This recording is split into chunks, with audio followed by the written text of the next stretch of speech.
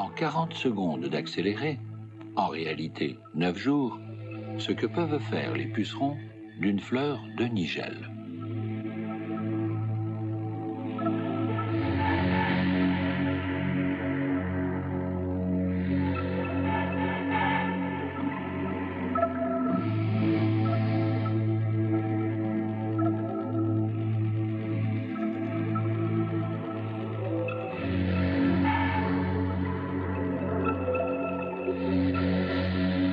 Aussi la vie a-t-elle pensé qu'il fallait dire aux pucerons « on se calme ». Sans les cirfes, ont soin de déposer leurs larves, au début du printemps, sur les jeunes pousses des plantes, là où elles sont sûres de trouver des pucerons. Car la vie des pucerons dépend de la pression de la sève au printemps. Voici ce que dit, en 2 leçons, le manuel de chasse aux pucerons à l'usage des bébés cirfes du cours élémentaire. Premièrement, attente passive du puceron solitaire. Contact. Vous vérifiez, avec vos antennes, que c'est bien un puceron. Grâce aux glandes que vous avez près de la tête, vous sécrétez une colle et vous le collez. Avec vos mâchoires, vous le percez et, slurp, vous le videz.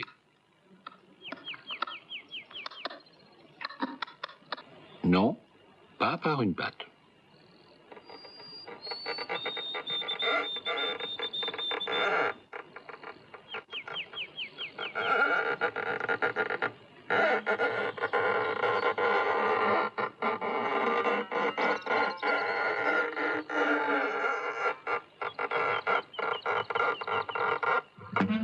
Voilà pourquoi.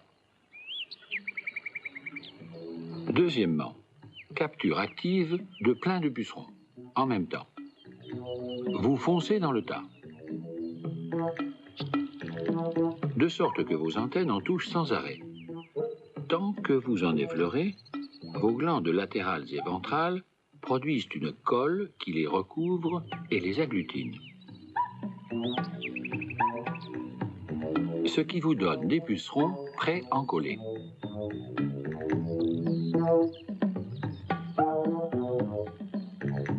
Vous n'avez plus qu'à les vider tranquillement, un par un. Elle savait bien la vie en inventant la plante, qu'en inventant un être vivant capable de se nourrir tout seul, elle en ferait la victime désignée du monde animal. C'est pourquoi la vie, comme si elle voulait rattraper le coup, a inventé celui qui mange, celui qui a mangé la plante. Et là, elle a mis le doigt dans l'engrenage. Pour que le carnivore n'élimine pas non plus totalement le végétivore, auquel cas la vie se serait retrouvée à la casse des parts végétales, il lui fallait bien inventer celui qui mange, celui qui a mangé, celui qui a eu mangé la plante, etc. D'où tant d'inventions et de pièges, comme celui de la mygale maçonne, qui jaillit de sa trappe comme un japonais à Okinawa. Banzai. Raté. La merveille, c'est le couvercle, un mélange de terre et de soie tissé par l'araignée avec une charnière en soie.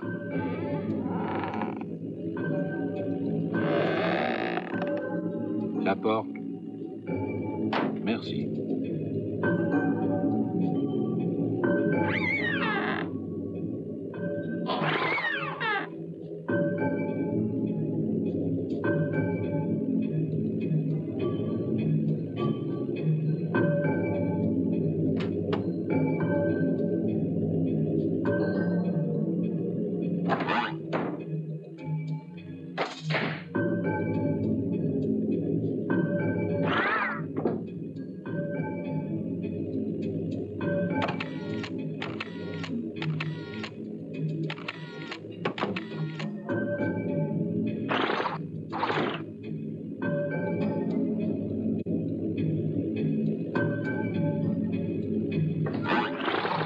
Une telle invention du diable, que diable la vie pouvait-elle inventer? Il fallait faire fort. elle a inventé Brachinus crepitans, le scarabée péteur. En cas d'attaque, il mélange dans son abdomen le contenu de 2 réservoirs et le projette par l'anus.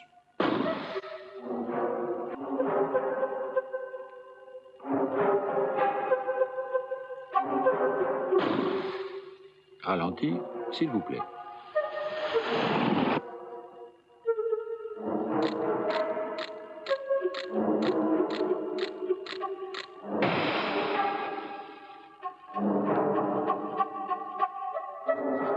Asphyxié, écœuré, l'araignée n'insiste pas.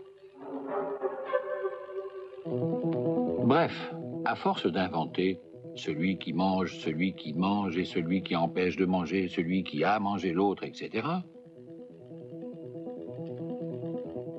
la vie poussée à bout a inventé l'homme. Comme si elle s'était dit, au moins celui-là, il mange de tout. Et puis je vais l'équiper d'un cerveau de Formule 1, comme ça, il inventera à ma place. Alors, voici une histoire qui n'a rien d'inventé. Nous sommes en plein Pacifique Sud, dans une île australienne qu'on appelle Norfolk. Jamais, avant que le capitaine Cook ne la découvre en 1774, jamais la main de l'homme n'y avait mis le pied. 8 kilomètres de long, 5 de large. Presque partout, des falaises. Une Suisse tropicale, avec des fougères arborescentes, des oiseaux, des insectes, mais pas le moindre mammifère. Le continent le plus proche est à 1500 km. Que faire de cet inaccessible petit paradis?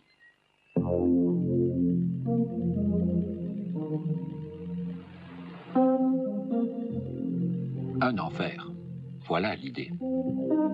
Car l'homme a inventé le bagne. On amène dans cette île des bagnards et des soldats. En fait, c'est un bagne prétexte. De gré ou de force, il faut coloniser cette île. Le bagne est supprimé. On y fait venir, depuis l'île de Pitcairn, où ils sont en surpopulation, une centaine de descendants des révoltés du fameux Bounty. Devenus très religieux, pour effacer le souvenir de cet enfer, ils plantent une allée d'araucaria de 2 km de long, comme une cathédrale végétale. 1942. Les Américains, pour leurs avions, ont besoin de cet endroit, le seul de l'île qui permet un atterrissage. Ils détruisent les 2 km d'araucaria.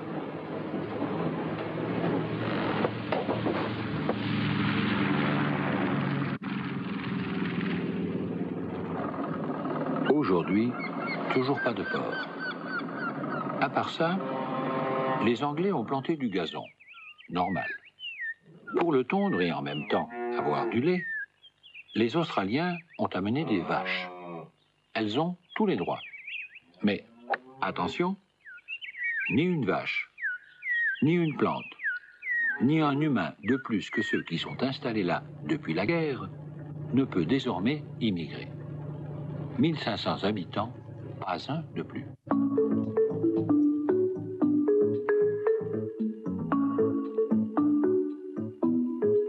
Bilan écologique de l'île de Norfolk. Mon Dieu, elle a changé. Mais ça va.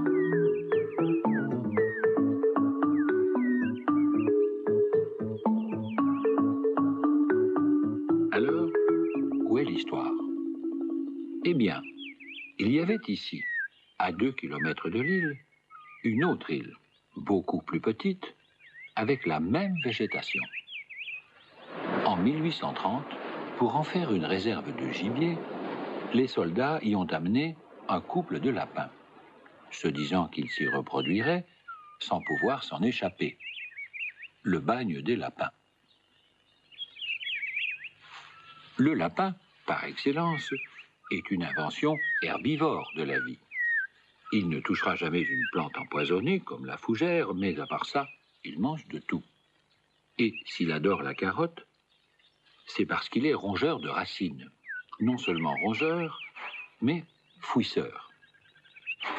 Pour creuser son terrier, il dispose d'un corps souple, de griffes et surtout d'incisives supérieures en forme de pelleteuse. Donc, les Anglais se disent, non seulement les lapins auront pour eux toute une île végétale, mais nous en aurons l'exclusivité, puisqu'à part nous, miracle, nous n'y avons pas aperçu le moindre prédateur de lapin. Car la vie, quand elle a vu ce qu'elle avait inventé avec le lapin, s'est dit, ouh là là, il mange beaucoup, il fait beaucoup d'enfants, vite, un prédateur. Et pas n'importe lequel. La vie s'est même dit que le renard ne suffirait pas, et elle a inventé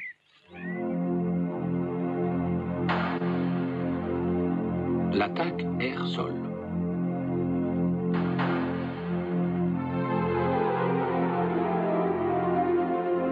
Ce rapace est un autour, Accipiter gentilis, cousin de l'épervier, longueur de 50 à 62 cm, envergure jusqu'à 1,20 m. Extraordinaire maniabilité de vol en terrain boisé, là où il faut être capable de virer presque à angle droit, en poursuivant la proie à travers les branches.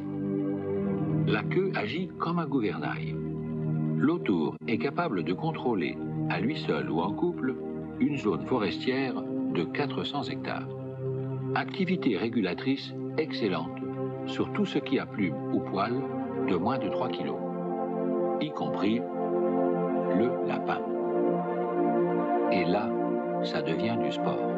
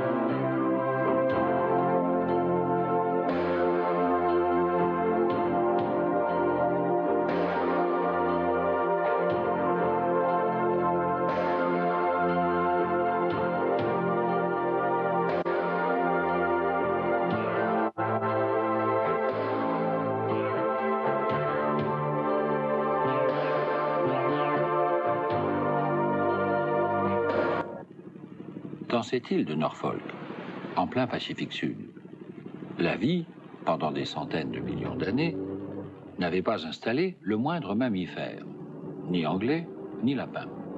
Encore moins avait-elle donc pensé à des prédateurs.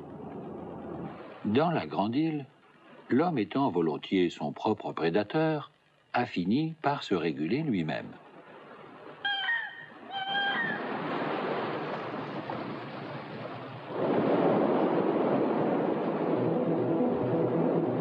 Mais dans la petite, où les Anglais avaient installé des lapins, la vie n'avait rien prévu pour les contrôler. Alors, les lapins se sont reproduits, ont creusé des terriers et mangé l'herbe. Et la terre a été livrée au vent et à la pluie. Et leurs racines étant mises à nu, les arbres sont tombés. Et 150 ans plus tard, quand l'équipe des inventions de la vie vient voir le bagne des lapins, il est clair que l'homme a été ici ce que la vie lui a donné les moyens d'être pour la terre entière. Le prédateur des prédateurs.